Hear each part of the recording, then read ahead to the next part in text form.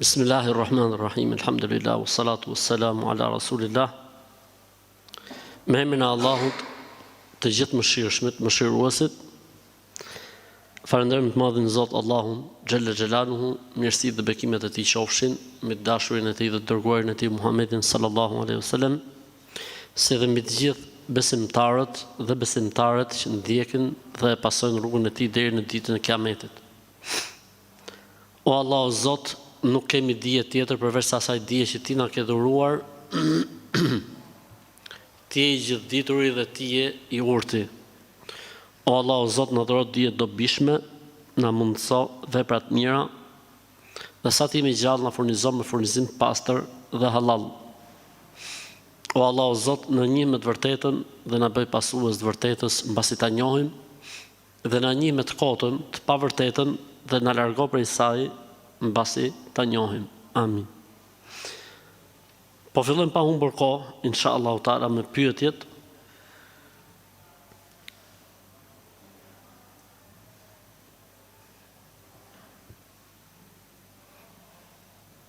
Kemi një pyetje interesante dhe faktikisht mirë që është bërë kjo pyetja. Thot, pyetjet nga i merrni, burimet e pyetjeve. Pyetjet vijnë të shkruara, faktikisht nuk janë pyetje të xhamatit. Vijnë nëpërmjet rrjeteve sociale, nëpërmjet emailit, nëpërmjet Instagramit, nëpërmjet Facebookut.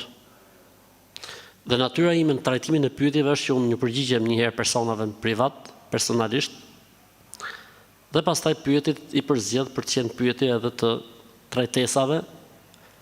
Në të gjitha ato pyetje që unë mendoj se janë probleme shoqërore të përgjithshme.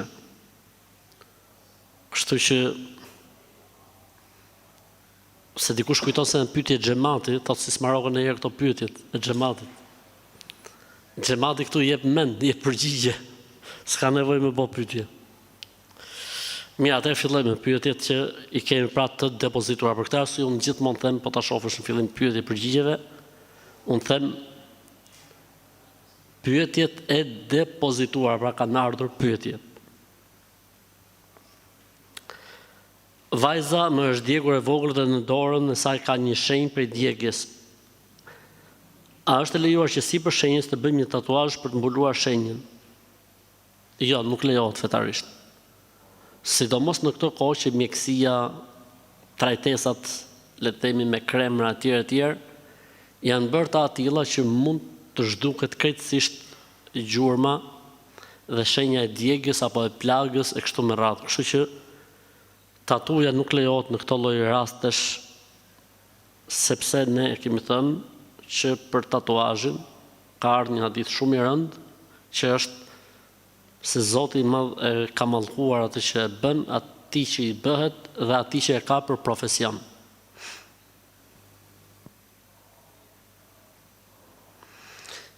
Kam një problem të madh në familje, grindemi shpesh, po shiqyr Zotit pa pasoja.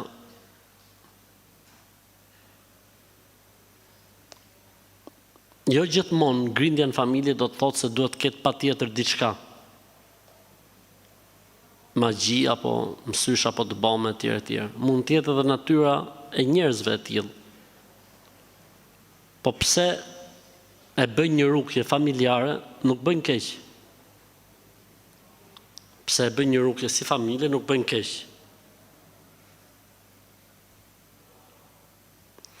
Të vendosin në shtëpi surën El-Bekare, të bëjnë dhikret në shtëpi, të largojnë haramin, nëse kanë ndonjë haram në shtëpi, të falin namazin bashk, pra namazet i falin bashk, të shohin mos kanë pikturat varura apo skulptura në xhami, në shtëpi, t'i largojnë. Të gjitha këto inshallah taala ndikojnë në përmirësimin e situatës.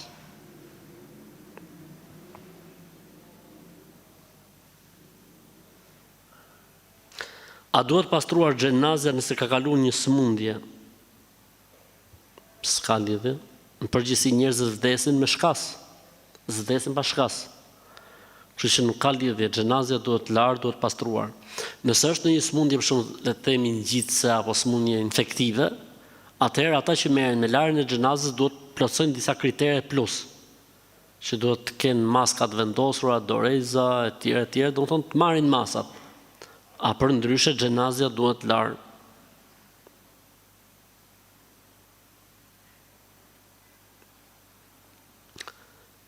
A duhet thënë shahadeti para xhamatit dhe para hoxhës, nëse konvertimi është nga bektashi në sunit.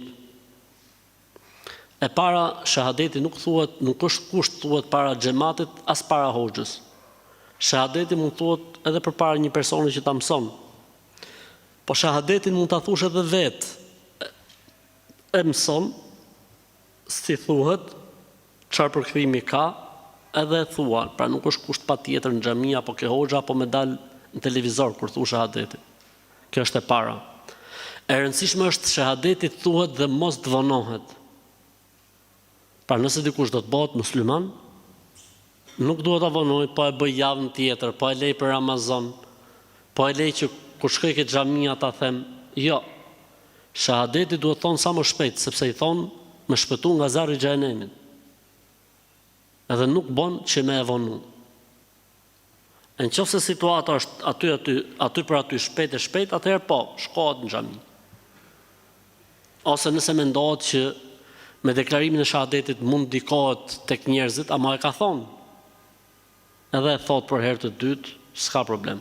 Që të ndikoj tek njerëzit, që të thonë edhe të tjerët shahadetin, tek shoqënia, që të thonë shahadetin tek kushërirat, fisi i tij që të thonë dhe ata shahadetin, okej. Dhe a thuhet shahadeti kur konvertohet nga bektashizmi. Nuk ka nevojë, sepse e rëndësishme është që me fillu namazin, me lanë shirkun, me lanë idhujtarin, dhe shahadeti në këtë rast thuhet personalisht, nuk ka nevojë që të bëhet deklarat.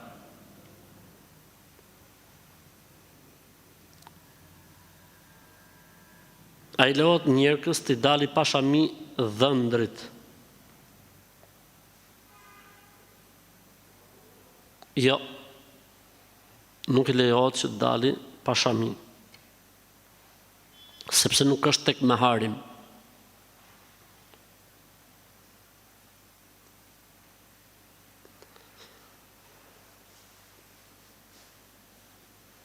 Unë kam shumë gjumë dhe jam shumë i kputur, me vështirësi shkoj edhe në punë. Duhet më u vizitu. Duhet më u vizitu në spitalin më të afërt, për të parë çfarë problemi mund të kesh. Mund të jetë mungesë vitaminash, mund të jetë rënje imuniteti, mund të jenë probleme tensioni, se kjo mund të ndodhi një herë, dy herë, po nuk mund të jetë normale. Unë e di që ndoshta ky personi ka hallin e rukjes, sa duhet të kënohem me tjerë, po bëj herë këto sebepet shkencore, dhe pastaj shohim edhe punën e kënimit mrapa.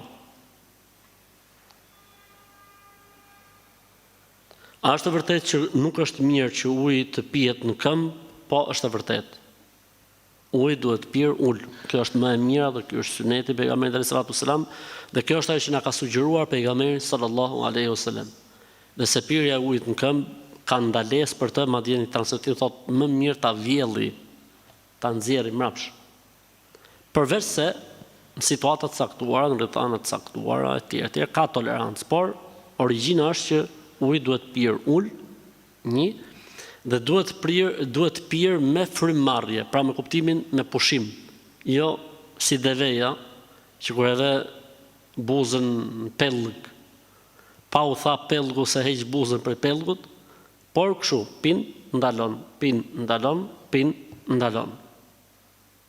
Me bismillah, normalisht dihet, dhe me dorën e djathtë dihet, dhe elhamdulillah në fund fare.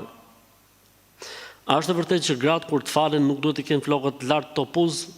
Po, është e vërtet. Nuk lejohet. Edhe kur dalin jashtë nuk lejohet që t'i kenë në këtë formë, po edhe burrave nëse i kanë flokët e gjatë, nuk lejohet që t'i kenë flokët e lidhura në namaz. Duhet i zgjidhin gjatë namazit. Numri 7, pse është kaq i rëndësishëm në Islam? Numri 7 është një numër i cili nënkupton numrin më të lartë. Për këtë arsye thot Zoti në Kur'an për shembull,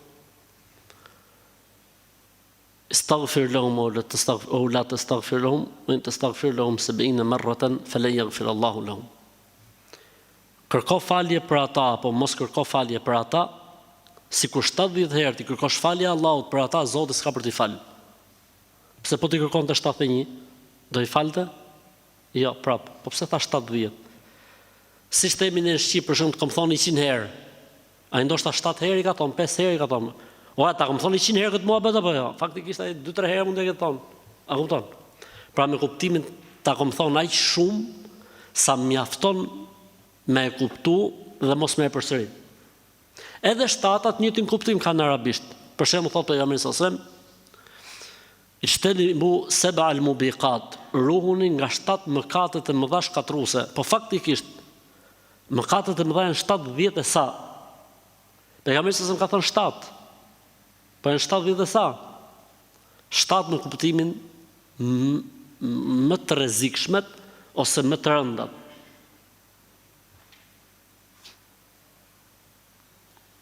Po mirë, thotë ai, për shembull, tokat janë 7 palë, qiejt janë 7 palë. Prapë ke 7 shkon muhabeti, apo jo? Tawafi rreth Ka'bes sa herë bëhet? 7 herë. Sa'i mes Safas dhe Merve sa herë bëhet? 7 herë. Sa gur gjuhen ke xhemeratet? 7 gur. Qartë? Ka në i lidhje tjetër? Se ky nuk e ka bo pyetjen aq thjesht. Themi të në punë të Zotit. E ke parasysh edhe ne nuk ndryhim dot në punë të Zotit. Allahu ka dashur që palët e tokëve ose shtresat e tokës të jenë 7 dhe Allahu ka dashur që shtresat e qiejve të jenë 7. Dhe Allahu ka dashur që tawafi rreth Ka'bes të jetë 7, tawafi ose ecejakja mes Safas dhe Merves të jetë 7 dhe gurat të jenë 7. Dhe numri i dyrëve të xhenemit të jetë 7 dhe numri i dyrëve të xhenetit të jetë 7 plus 1, 8. Kështu që këto janë punë të Zotit dhe jo gjithmonë mund gjejmë një sepse. Jo gjithmonë mund gjejmë. Pse? Sepse janë punë të Zotit, sekretet e Zotit dhe urtësitë e Zotit. Po ka faktikisht një interpretim interesant kur thuhet për tawafin në këto gjërat. Si me thonë, t'i bën 7 herë tawaf, si kur i ke mbush gjitha. Pra ke bo tawaf sa që është numri i shtresave të tokës dhe i shtresave të qiellit. Ke bërë sa është numri i shtresave të tokës dhe i shtresave të qiellit. Ke gjujt gur shejtanin sa është numri i shtresave të tokës dhe i shtresave të qiellit, shumë e radhë. Por, nuk është patjetër ketë një lidhje, patjetër. Dhe jo gjithmonë ka lidhje. Për shembull me namazin, ka lidhje 7? S'ka. Me agjërimin në Ramazanit, ka lidhje? S'ka. Pra jo gjithmonë është e lidhur ngushtë. Shkurt e hesapi është adhurim dhe ghaib, dhe ne jemi të vegjël për të ditë gjitha sekretet e të Madhit Zot në atë që ai ka përcaktuar.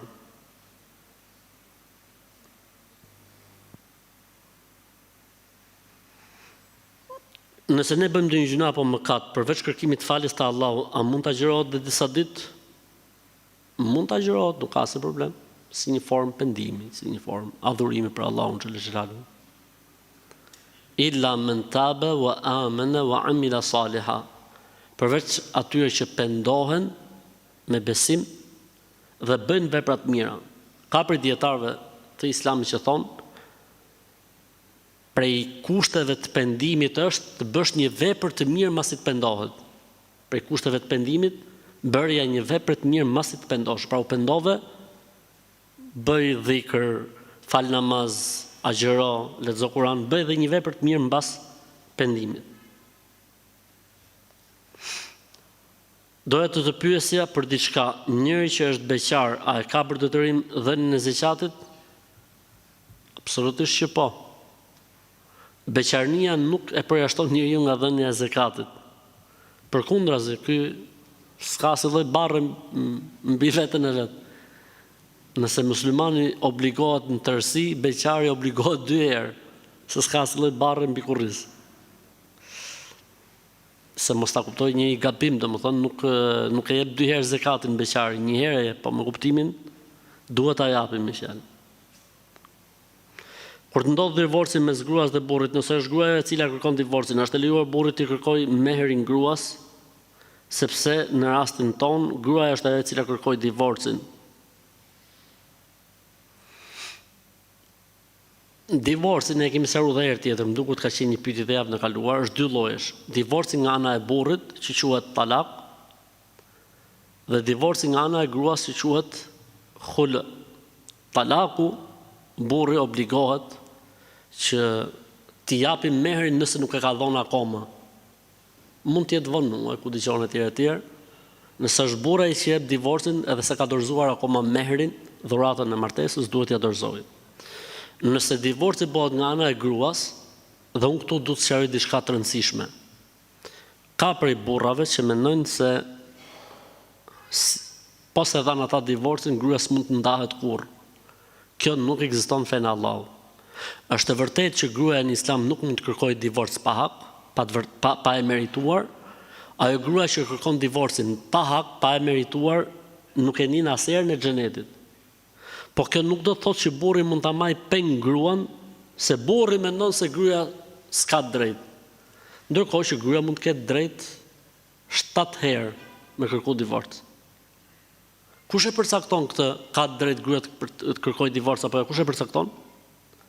Hoxha, muftiu, kadiu, gjykatësi, Islam.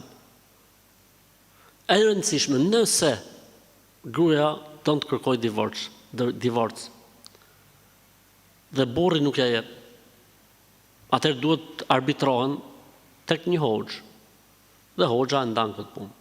Po nëse burri s'don, thotë ja, s'ta jap. S'ka në Islam s'ta jap. Në Islam nuk mund të rri një femër grua dikujt pa dëshirën e saj.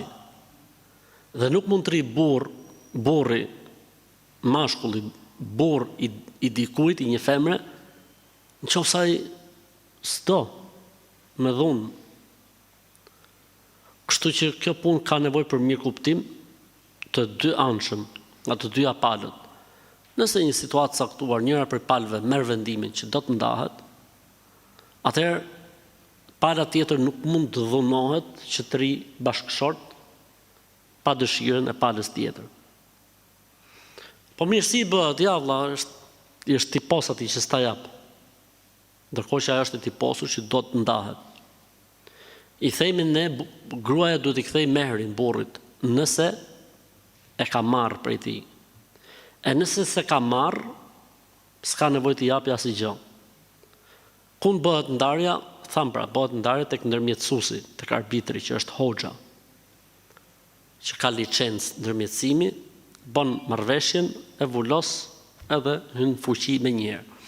Nëse nuk zgjidhet kështu, atëherë ka drejt të ja hedhë letrat në gjykat dhe të bëjë divorcin nëpërmjet letrave. Në momentin që bëhet divorci nëpërmjet letrave, quhet divorc në fuqi, hyn në fuqi, dhe gruaja me sheriat quhet e ndarë nga burri, dhe kjo gruaja ka drejt martohet me burr tjetër, edhe pse ky i thotë ti je gruaja ime akoma. Ky mund thot 300 vjet që ti je gruaja ime, ndërkohë që ajo është martuar me tjetrin, nga bokalamoj me tjetrin, është bërë gjyshe me tjetrin, ky thotë jo, ti je gruaja ime. Se s'ta kam dhënë unë ty divorcin. Kush je ti more? Kush je ti që e magë divorcin në bank? Guvernatori i divorcit.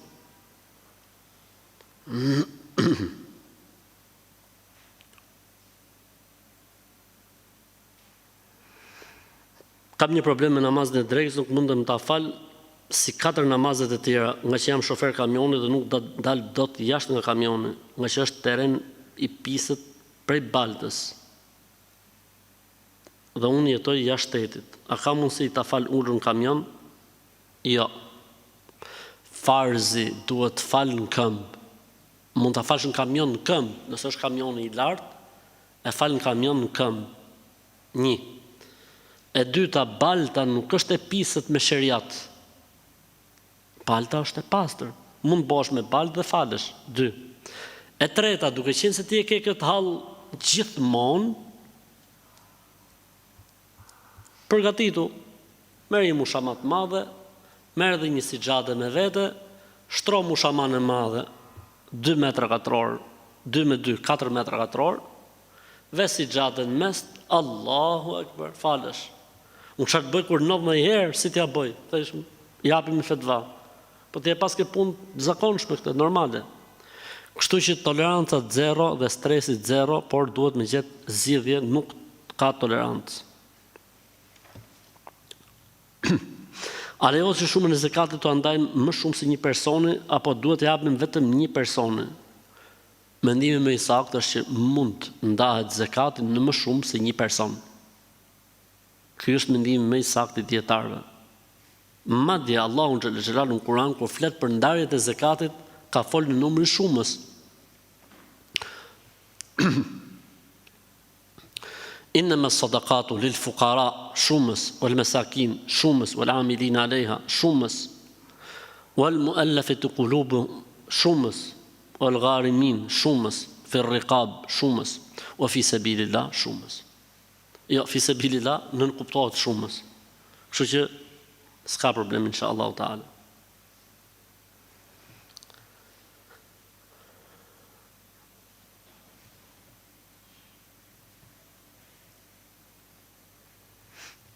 Jam njohur me një italian, ajt për hajër qoftë. Tani, është mirë të kthehet në fenë islame ky italiani, çka me bo ky italiani? Italiani thot shahadetin, la ilaha illallah Muhammedur Rasulullah, t'ja di kuptimin që Zoti, Allahu është një i vetëm, s'ka Zot tjetër të vërtet përveç tij, Muhamedi është i dërguar i Allahut që ne duhet ndjekim rrugën e tij, dhe se Jezusi nuk ishte Zot as biri i Zotit, por ishte i dërguar i Allahut, misioni i cilit është përmbyllur dhe përmbushur me ardhin e profetit Muhammed, në momentin që italiani i din këto muhabete, i ka kuptuar, është i bindur, atëherë çdo gjë është okay, boni nikahun.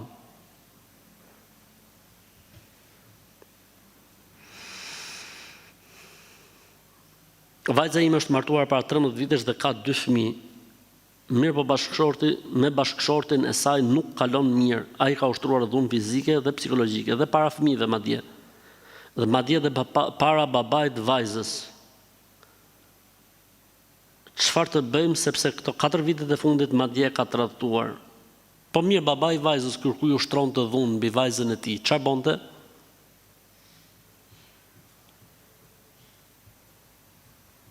Në këto raste nuk i lejohet prindit të hesht, e merr gocën dhe i ke shtëpia vet.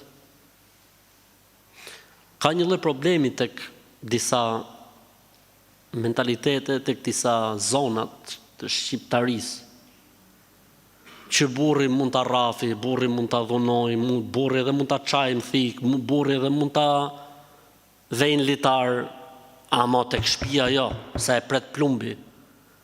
Kjo vetëm fe nuk është, as njerëzillik. Kjo ka emrin kafshëri. S'ka të drejtë as kush të dhunoj një femër. S'ka të drejtë as kushdo qoftë ai. Qofse gruaja nuk është e duhura dhe e denja, divorcohet, selam aleikum, aleikum selam. Që secili shtëpi vet marrë historia. Kështu që në këtë lloj situate, unë do të thosha që të gjehet në zgjidhje dhe t'i jepet një ultimatum i fundit këtij species, kësaj krijesës që ushtron dhunë. Nëse ai nuk heq dorë dhe nuk pendohet, atëherë o të duroj kështu siç e ka nis, Allahu e lehtësoft, ose të kërkoj divorcin. Po t'ishte që më pyet mua, t'isha unë baba i vajzës, e kisha marrë gocën në shtëpi me kohë. Dhe e kisha ndarë nga ky lloj specie, që asnjëri nuk e meriton me pas emrin. A bën ma gjurë një ditë që më ka pas ngel nga Ramazanit kaluar, pasi të përfundoj me këtë Ramazan. Po Ramazani do dhe 6 muaj, burri dheu. A gjërohet tani këto ditë? Ka ngel një ditë nga Ramazani kaluar, a bën që këtë ditën të agjëroj mas këtij Ramazanit? Ramazani do në dhe 4, sa do Ramazani? Sa jemi tani? Shtator, tetor, nëntor, dhjetor, janar, shkurt. Do dhe 6 muaj. Jo, nuk bën. Agjërohet tani këto ditë. ke 6 muaj përpara, ke 180 ditë me agjëru këtë ditën.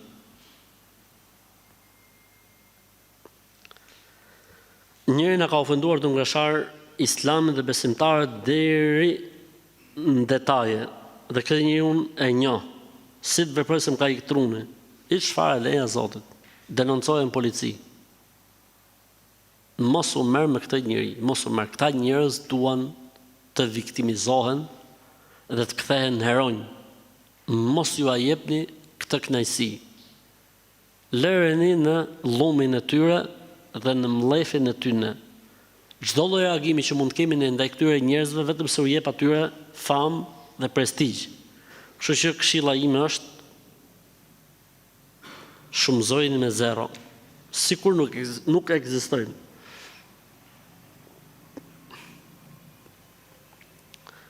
Jem në gurbet dhe po bashkëjetoj me një vajzë, po kjo vajzë nuk është e besimit ton dhe nuk është shqiptare.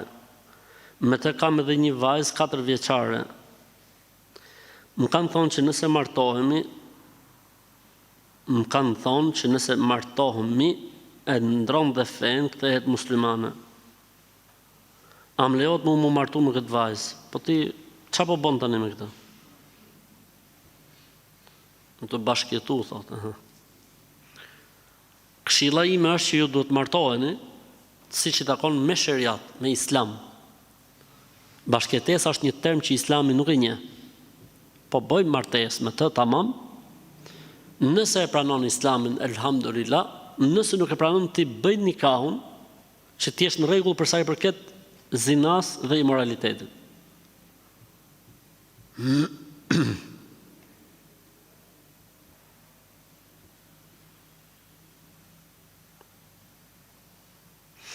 A bon me më tregu ndonjë dovë, pra dua, për vujtje. Fal namazën rregullisht, fal sunetet, fal namaznate. Bëj dua në Yunusit alayhis salam. La ilaha illa anta subhanaka inni kuntu minadh dhalimin. Thuaj sa më shpesh la hawla wala quwwata illa billah. Thuaj Allahumma bi rahmatika astaghith. Aslih li sha'ni kullahu wala takilni ila nafsi tarfat 'ain. يا حي يا قيوم برحمتك أستغيث أصلح لي شأني كله ولا تكلني إلى نفسي طرفة عين لا إله إلا الله العظيم لا إله إلا الله الحليم لا إله إلا الله رب السماوات السبع ورب الأرض ورب العرش العظيم لا إله إلا الله sa më shpesh salavat bi pejgamberin sallallahu alaihi wasallam sa më shpesh Sure nga Kurani sa më shpesh, të gjitha këto ndikojnë me shpresën e Allahut në lehtësimin e situatave të vështira.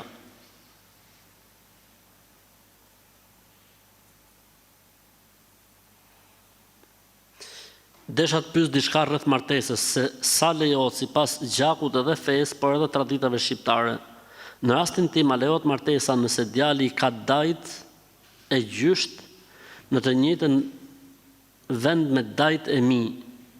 Djali ka pas dajt të gjysht, babin të gjysht e dajve të mi. Kuptonte, asnjë lloj lidhje. Thjesht dajt e mi me dajt e djalit janë nga i njëjti vend. Stresit zero. Bismillah, mbështetje u Zotit. S'ka asnjë lloj problemi fetarisht. Pas shqiptarisht, as me gjak, as i gjo, as i lidhje. Kështu që stresi zero. Jam bërë operacion dhe kam varr në trup. Jo varr, më thënë plag. Dhe kam 3 penj akoma në trup. Pra, akoma i ka ato qepjet. A më lejohet që të falem? Duhet falësh. Ja lejohet, duhet me u falë, pa tjetër. Toleranca zero ndaj mos faljes. Falja e namazit është derisa s'ka dalë shpirti nga trupi. S'ka tolerancë përsa i përket mos faljes. Falja e namazit është në çdo lloj situate, në çdo lloj gjendje, në çdo lloj derisa truni punon, derisa truni punon, falje duhet bërë. Po jam i lidh për shembull, se jam i shtrisë, kam mundësi me marr abdes, një ashtu me mend. Merr abdes me mend. Falu me mend. Namazi në Islam bie vetëm nëse je i çmend, nëse je në gjumë, nëse harron, nëse je femër me të përmuajshmet ose me lehoni. Përndryshe, namazi gjithmonë duhet fal. Ose Zot na ruaj po dole nga Islami, po. S'po flasim për këtë kategori.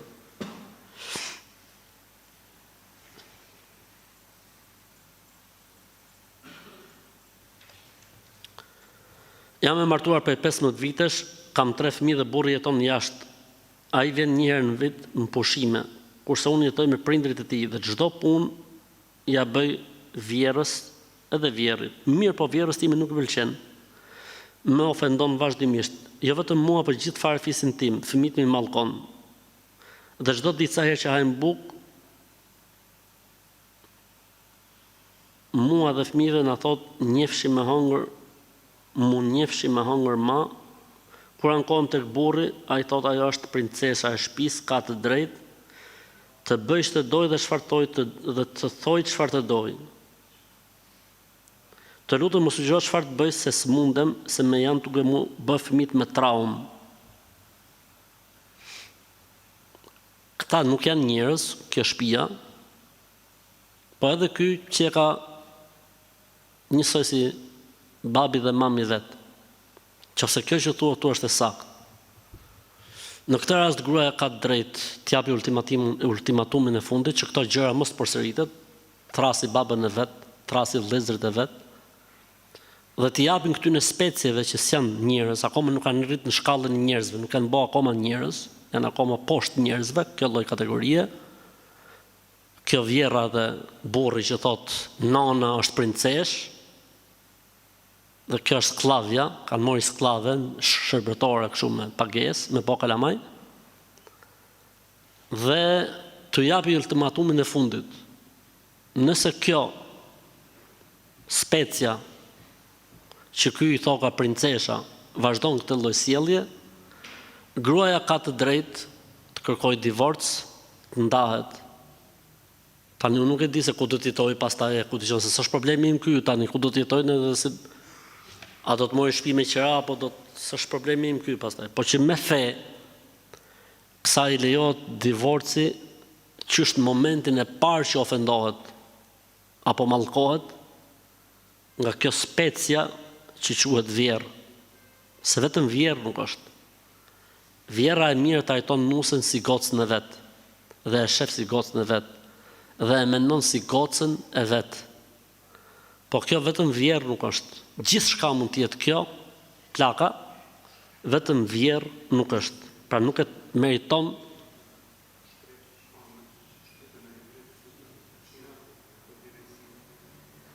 vetëm titullin dhe emrin vjerë nuk e meriton.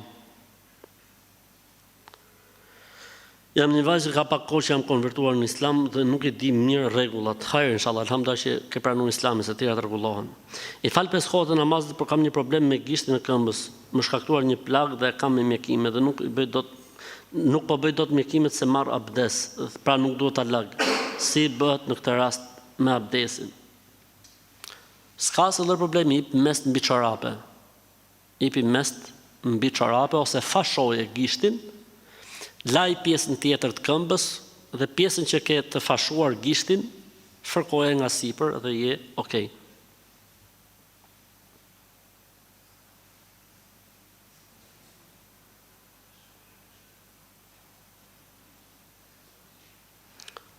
Pash një video nga Amerika, hajde çka kanë thonë këta të Amerikës, se si kukullat shumë lehtë mund të xhindosen dhe të futen në to xhindet të shejtanit. A është kjo njëra nga arsyet dhe pse nuk lejohen kukullat apo figurat e krijesave në Islam nëpër shtëpiat tona?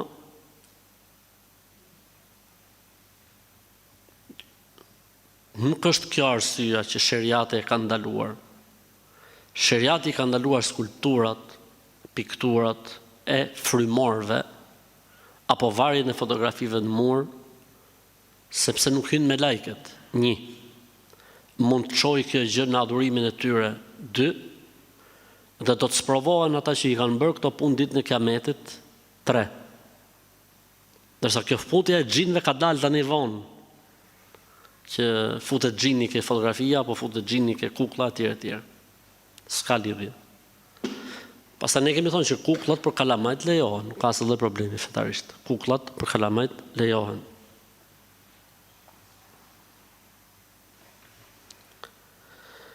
Nëse gjërat e harruara ushqimore të mbuluara i gjejnë pas një kohe para afatit të skadimit, që qarkullon e shkruar aty.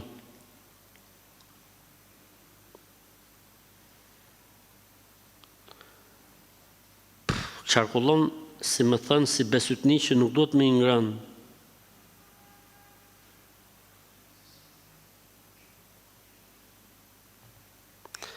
Këtë s'ka albanolog që e përkthen.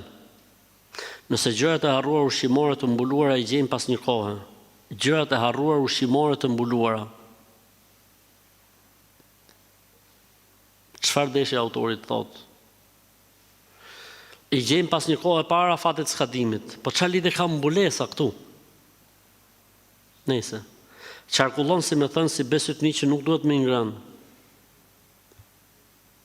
Tani nuk duhet me ngrënë se kanë qenë zbuluara, apo nuk duhet më ngrënë se kanë qenë të fshehura dhe i gjetën me vonesë, apo kanë qenë të hapura dhe pastaj të mbuluara dhe pastaj u zbuluan. Këtë s'ka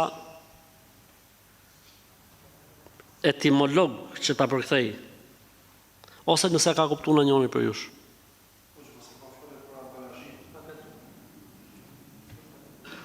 Hajde ma përkthe. Jo, ma thuj, çfarë mendon?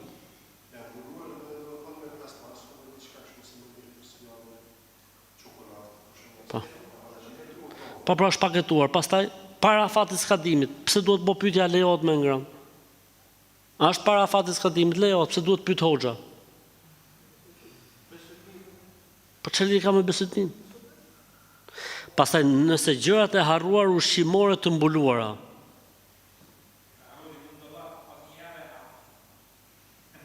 Po pra, po ku është problemi?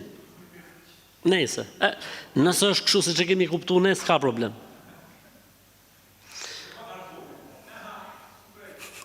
Që s'o shprish. Kur shkën te varreza ta bën me hell, pra me hedh. A bën me hedh ujë që me e fresku pak të vdekurin? Mashallah, alhamdulillah. Ka rob që mendojnë pozitivisht, alhamdulillah. S'ka nevojë vdekur mund të jetë në xhenet atje. Në varr mund të jetë në xhenetet më të mira, tu u kënaq atje. Kështu që mos i udh ujë se po filloi i pikot çatia. Kështu që mos e luaj hiç. S'ka problem fare, nuk ka. Nuk ekziston hedhja e ujit për ta freskuar të vdekurin, nuk ekziston. E fejuara më akuzon për tradhti dhe filloi të shpif kundra meje, fjalë të cilat janë të vërteta dhe më vendosin në një situatë shumë të vështirë. S'di si t'ja bëj dhe çfarë të bëj për të vërtetuar pafajësinë time. Ndërkohë që të vërtetën e din Allahu dhe unë jam i pastër nga këto shpifje. Stresit zero, edhe çoje ke babi. Çoje nusën ke babi, thuj babit që lal aty, merr gocën mrapsh, se kënë fejes po më akuzon për tradhti. Po kur të martohem, po kur të kem punë, kur të kem halli, duhet më shku, duhet marr, duhet më shëtit, duhet më... Kështu që elhamdulillah të ka nderu Allahu që e ka tregu veten tani në fejes, çoja babit dhurat të paketuar. Tu që lal aty në gocën, i pafshajrin, inshallah Zoti jep botës tatë jetë lumtur, unë për vete me këtë lloj krijesës se vazhdoj dot.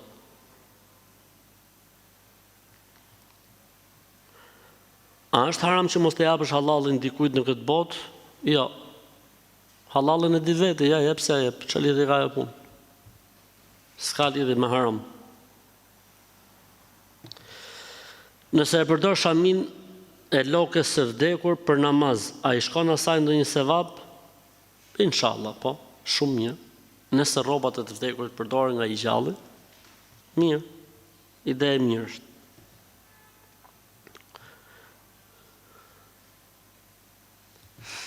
Isha me ato me ato të përmueshëm të vajzë grave. Bëra dush dhe mora abdes dhe kisha harruar që gjatë sa javë kisha dhe manikyr në këmbë. U kujtova dhe e fshiva, pastaj thjesht mora abdes dhe fala namaz. Nëse kjo ka ndodhur mas guslit, përsëritet dhe herë gusli. Nëse kjo vihet e gjatë guslit, mjafton abdesi. Se nga e kanë morë këtë traditën e manikyrit ke gishtat, i Zotit di.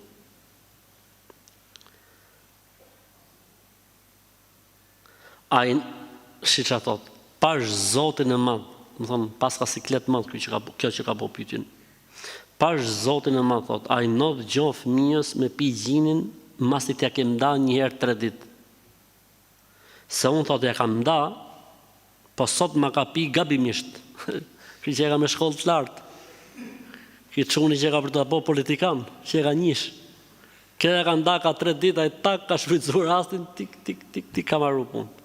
Është një lloj besëtnie që thot, nëse i pritet qumshti fëmis dhe ai pin qumësht mrapa, ha mësysh njerëzit. Po kjo është besëtni. S'ka lidhje me fenë e Zotit. Pralla.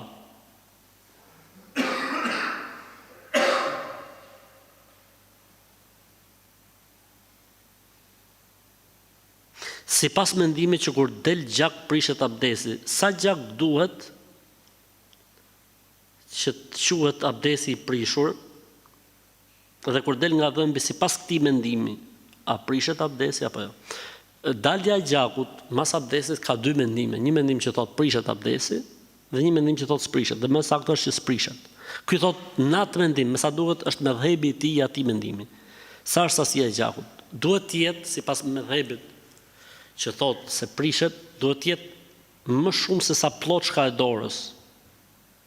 Sa man gram ploçka e dorës, më shumë se kaq. Nëse është më pak se kaq quhet pak dhe falet. 1. E dyta, nëse është i rrjedhshëm, prapë sipas këtij medhhebi nuk prishet. Sepse nuk është i mundur për tu ndaluar. Ndërsa rasti i dhëmbit, sipas këtij medhhebi nuk prishet, sepse është shumë pak, diçka që merret konsiderat. Kam një shok që studion në Medinë, a mund t'i them atij të kryej haxhin ose umrën për mua, duke qenë se unë nuk kam mundësi financiare, por jam i shëndetshëm? Jo. Haxhi ose umra mund kryhet vetëm për ato persona që s'kan mundësinë fizike ta bëjnë. Ndërsa për mundësinë ekonomike jo. Pse? Sepse mundësia ekonomike mund të vinë nga koha në kohë, ndërsa mundësia fizike është e pamundur. Kështu që s'ka tolerancë në këtë rast.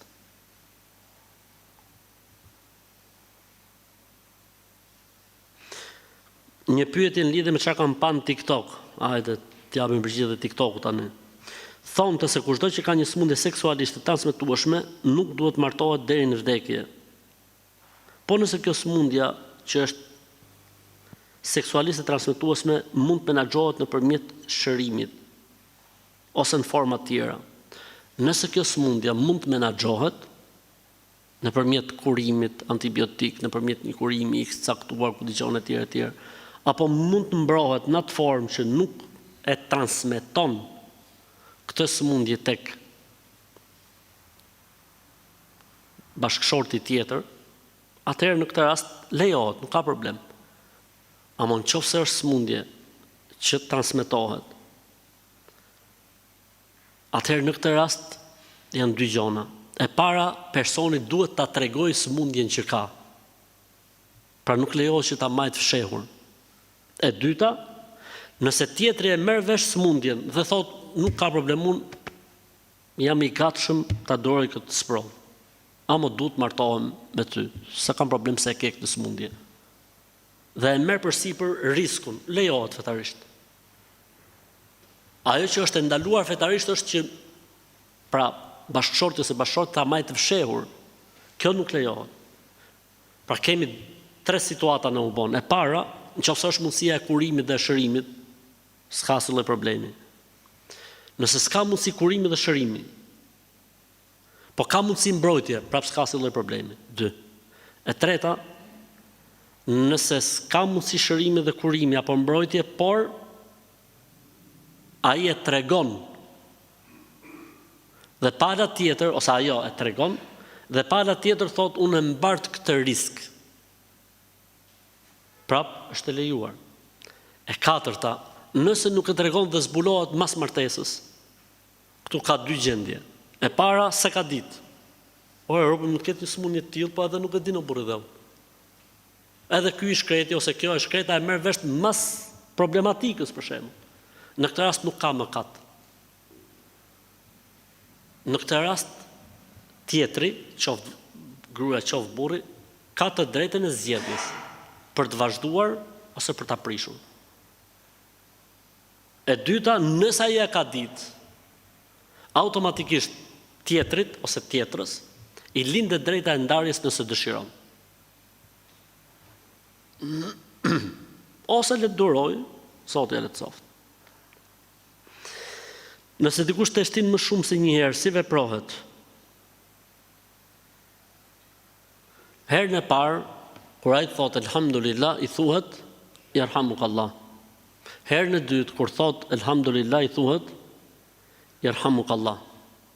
Herën e tretë, ai thot prap elhamdulillah, përgjigjja është afak Allah. Afak Allah, Allahu të shëroft. Ose si themin në gjuhën shqipe shnet. Po nuk thuhet shnet që herën e parë. Shnet thuhet herën e tretë e mrapa. Herën e tretë e mrapa. Kështu fjala shqiptare shnet e ka një origjinë. E ka një origjinë. Dëshiroj t'ju shmangem ushqimeve dhe pijeve të ndaluara në Islam, po kur shkojnë në market nuk di saktësisht kush lejohet apo kush ndalohet. Çfarë është alkolike është haram? Çfarë nuk është alkolike është halal. Po për mishave, çfarë është mish derri është haram dhe gjitha llojet e derrave, se mund të jetë edhe derri i egër, por edhe derri i egër është haram. Dhe kafshëve mish ngrënëse. Kafshët mish ngrënëse në përgjithësi janë të ndaluara.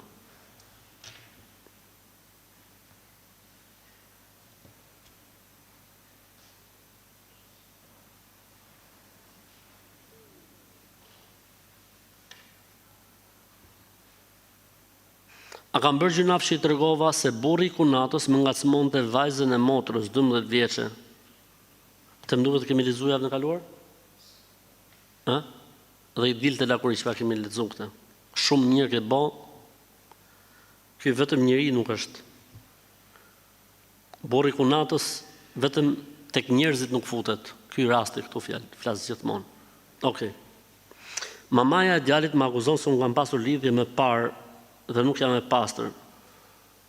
Gjithashtu më akuzon se unë e kam ruajtur djalin prej kohësh.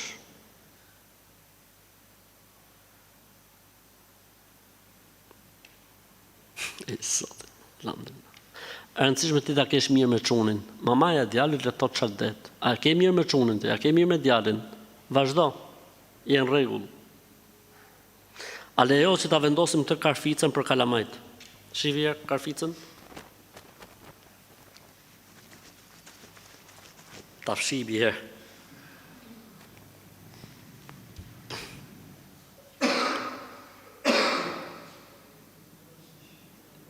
Është një karficë që është shkruar aty s me pik poshtë, mashallah. Edhe është ajo me rrethin blu kështu me pik. Nuk lejohet. Nuk lejohet sepse është një lloj besytnie. A është e vërtetë se nëse lexon surën Waqi'a çdo ditë ose natë bëhet sebeb që të truaj Zoti për varfërisë? Është hadith i dobët, nuk është hadith i saktë. Nëse një musliman vdes i pa bërë sunet, a ndikon kjo tek hyrja e tij në xhenet apo në mospranimin e veprave të mira? Jo. Bërja sunet është obligim, vajib. Po kjo nuk ndikon as në ndalesën për të futur në xhenet, as në pranimin e veprave të mira. Cili është gjykimi i futjes në ngrirje për të ringjallur në të ardhmen? Larg bullojve. Jetoje jetën që të ka fali madhi Zot dhe je në rregull. Shkon njeriu për zgjallje, futet në ngrirje, se ndoshta në të ardhmen do ta kthejnë edhe një herë në jetë. Sa i thonë me lujt bigjoz me jetën. Bigjozi çfarë gjykimi ka në Islam? Haram, mbaroi historia.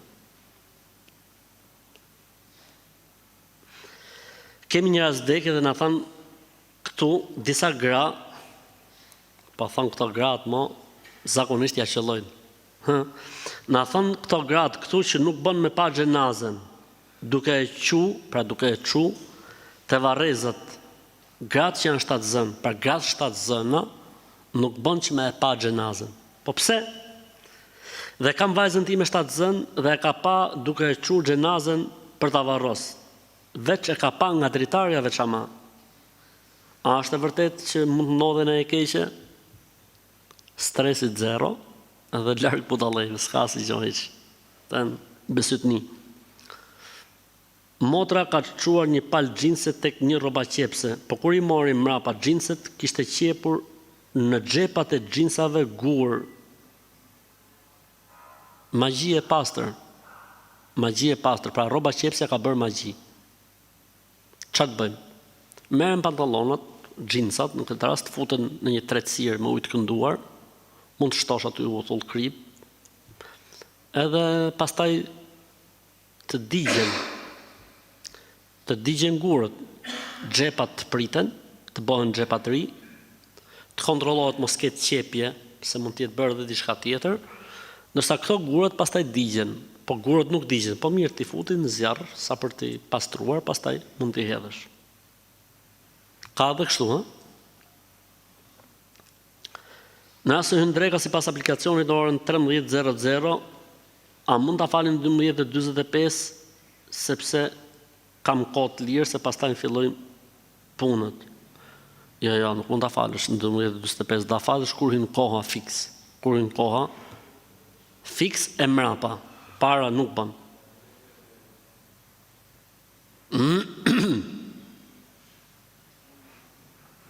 Jam një nën besimtare e toja shtetit dhe kam 2 vite që nuk punoj, po kam shumë të vështirë me gjetë punë halal.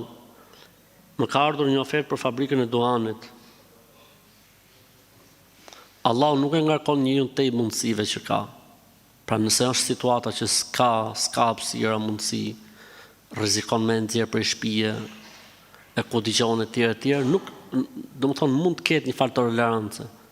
Ama nëse nuk ka problematika të tilla, nuk lejohet. Origjina është që s'bën me punu në fabrikë duhani, as fabrikë alkooli, as fabrikë sallamit derrit. Po nëse është situata për shembull që s'ka zgjidhje tjetër, lejohet derisa të dalin nga situata e vështirë, pastaj duhet të ndrojë punë.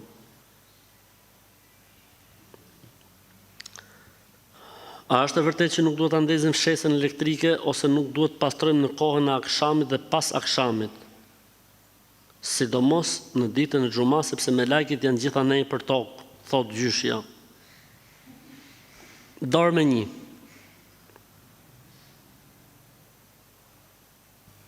S'është e vërtet, s'ka lidhje fare, nuk ka lidhje fare hiç.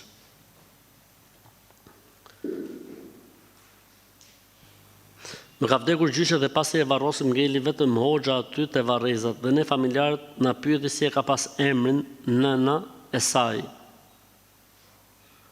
Ka qenë tu i zbrit në i hatme. E këta kur i zbresin hatme, pyesin si e ka pas emrin personi i vdekur dhe nona e personit të vdekur. Se nona dihet baba. Okej, s'ka argument për këtë punë, po ata e bëjnë kështu. Në këtë formë e bëjnë. O filan thot biri filanes, nuk thot o filan biri filanit. Kur i bëjnë telqinin, telqin është me i thirr të vdeknit me ran shahadet. E thot o filan tha biri filanes, jo filan biri filanit. Bjerë në shahadet se ke vdek. Nuk ka argument për këtë punë, po kështu ka mbetur. Po argument nuk ka as për hatmen, as për telqinin, as me i thirr të vdeknit mas vdekjes. Të gjitha këto janë gjona për cilat nuk ka argument, po disa i bëjnë.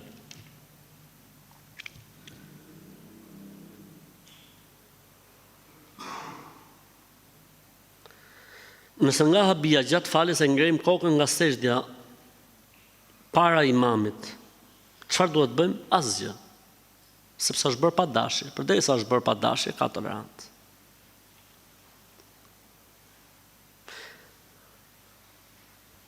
Kam parë diçka çuditshme dhe desha të pyes. Kam parë që po varrosni një mace, po e kishin mbjell me qefin. Mbledh macën me qefin. Ej, zoti më. A kështu thot duhet bo? Ja, më s'ka lidhje kjo me fejnë Allah. Macja gro posët e marroj historia, pa hajrë inshallah, që me bo? Mace me qefin për herë të parë po e ngjoj në jetën time. Dhe mund tjetë pyetja e parë që mund tjetë bo në historinë e Islamit 15 shekullor. Pra mund tjetë pyetja e parë në historinë e Islamit 15 shekull Islam, që mund tjetë bo një pyetje e tillë. Cila është pyetja? Varrosja e masës me qefin. Ku ka shku? Ku ka shku modernizmi? Ka vajt?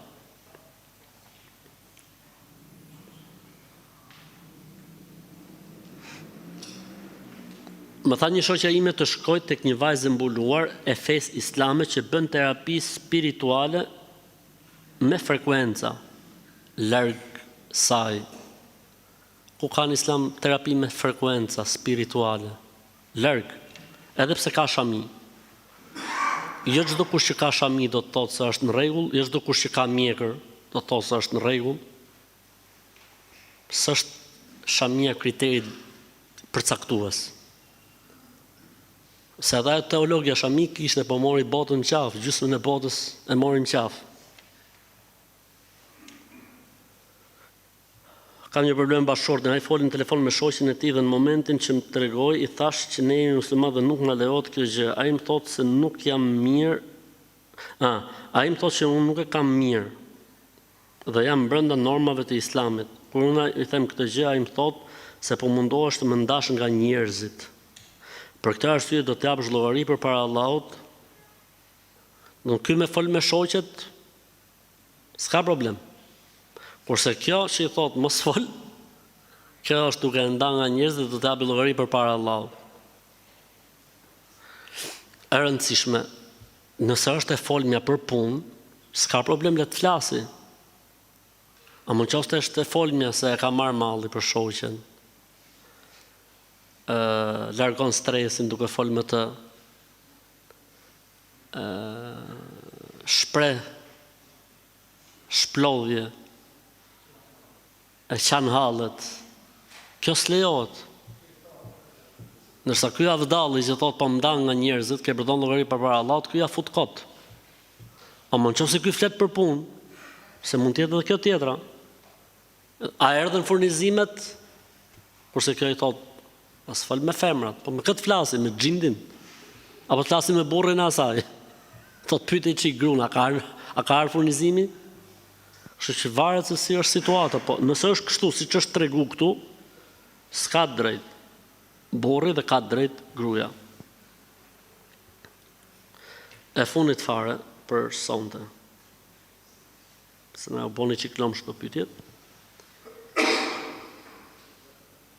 Vllai i madh së bashku me kunatën vjedhin parat në shtëpinë tonë. U kap hajduti. Mos boni koment që të marrim pyetjen, po bot koment ju unë zgjas deri për sabah. Këtë e kemi dokumentuar sepse kemi vendosur një kamerë të fshehtë. Mirë, po prindërit kur e kanë kuptuar që vllai po na vjedh bashkë me kunatën, kanë vendosur që mos mi thonë vllait asgjë dhe po bëjnë sikur s'ka ndodhur asgjë në shtëpi. Dhe kanë nisë një shtëpi tjetër me pretekst për vllajin tjetër, mirë po ne të gjithë do shpërngulemi aty përveç vllajt dhe nusës tek shtëpia e tyre. Përveç vllajt dhe nusës tek shtëpia e tyre. Mirë po nusja e vllajt non stop na sulmon dhe na thot unë jam zemërbardh. Se të mori lekët, se të vjedhi lekët në zemër të bardhë, është në rregull është. Thot dhe unë nuk i bëj keq askujt. Vetëm lekët me ajo, keq kurrja. Dhe mua po mëso se durimi sa ka 10 vjet thotë që në përsëritet e njëjta gjë. Babai bën sikur s'ka kuptuar gjë, pra vjerri. Kurse vjera thotë të durojmë. Ha, inshallah bëhet shtëpia e re, inshallah. Lek mos manim shtëpi fare. Lekët çojini me burgim përjetshëm jashtë shtëpisë. Arrestojini lekët, mos I leni në shtëpi. Lejeni kunatën thotë kom zemrën e bardhë, se të bardhë dhe paska. Edhe hajë inshallah. Bëhet shtëpia e re, dilin shtëpi të re, këta lejeni këtu. Allahu e lehtësoft.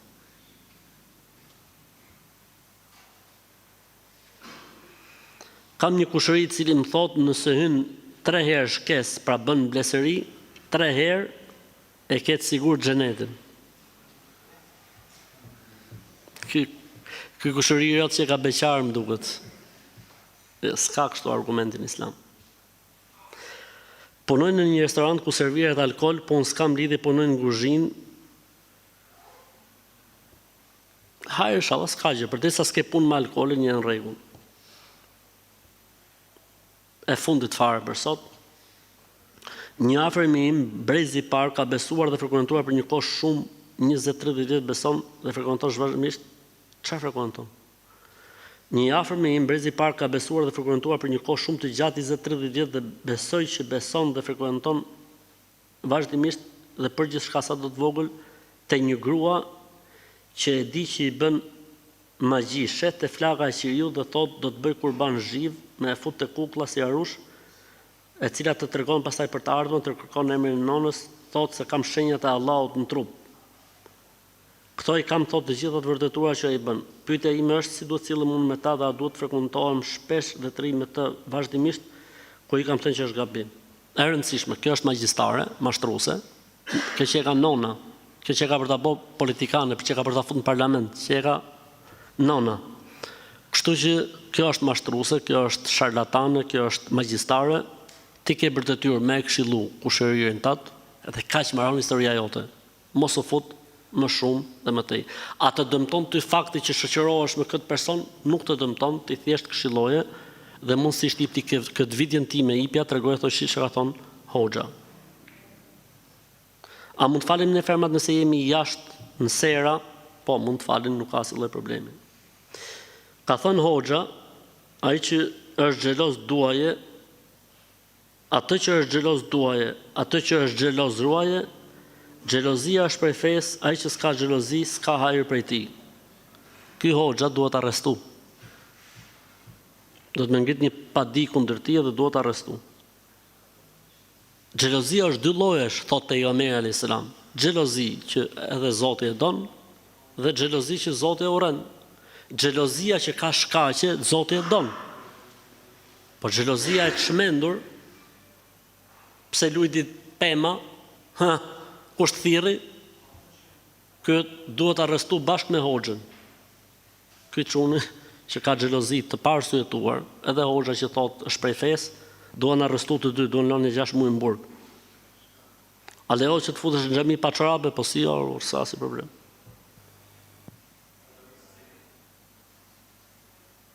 Nëse falim vetëm sabahun, akşam dhe yatsin, a është detyrë ta falim me zë? Jo, është sunet. Nëse agjeron një ditë po një ditë jo, por një ditë nuk agjeron dot, a mund zëvendësohet kjo ditë me një ditë tjetër? Jo, s'ka problem. S'ka problem. Nëse s'ke mundësi, s'ka problem.